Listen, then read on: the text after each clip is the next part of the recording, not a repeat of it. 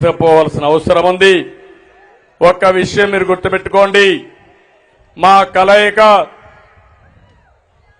ఈ సమాజం కోసం కలిసిన కలయిక ఇది.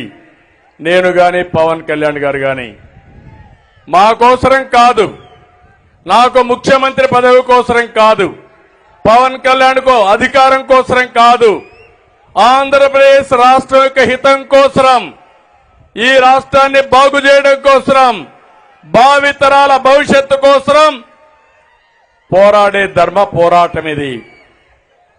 ఆ రోజు కూడా 2014లో పవన్ కళ్యాణ్ గారు ఒకటే చెప్పారు, విభజన జరిగింది, ఇబ్బందులున్నాయి, ఇప్పుడు పోటీ చేస్తే ఓటు కూడా డివైడ్ అవుతుంది, కాబట్టి నేను పోటీ చేయనని బేషరతుగా సమాజం కోసం చెప్పిన వ్యక్తి పవన్ కళ్యాణ్ గారు.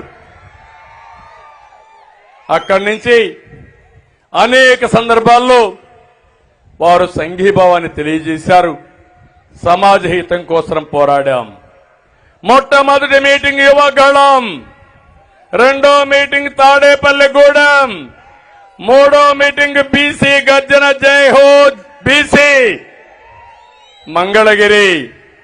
3 మీటింగులకి రాష్ట్రం మొత్తం వైసీపీ గిజగిజలాడుతున్నారు. ఓటమి తప్పదు.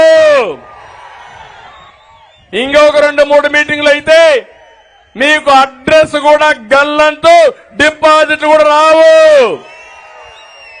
ఈ విషయం గుర్తుపెట్టుకోవాల్సిందిగా హెచ్చరిస్తున్నా. ఇంకో పక్క ఈరోజు ఇక్కడికి వచ్చినప్పుడు మంగళగిరిలో కొన్ని విషయాలు చెప్పారు. ఇక్కడుండే ప్రతి ఒక్కరికి పూర్తి హక్కులు కల్పిస్తూ ఇంటి పట్టాలు ఇవ్వాలన్నారు.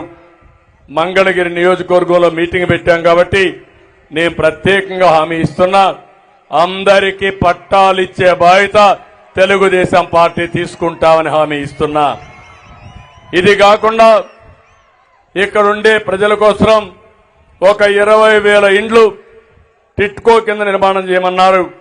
తప్పకుండా చేస్తామని చెప్పి హామీ ఇస్తున్నా. మంగళగిరి చేనేతకు ప్రపంచ స్థాయి గుర్తింపు వచ్చే విధంగా వాళ్ళ ఆదాయం పెంచడం కోసం ఒక కార్యక్రమం చేశారు. అది కూడా మీరు చూస్తే టాటా సంస్థ భాగస్వామ్యంతో వీవర్స్ శాల ఒకటి ప్రారంభించి ఆదాయాన్ని డబుల్ చేశారు.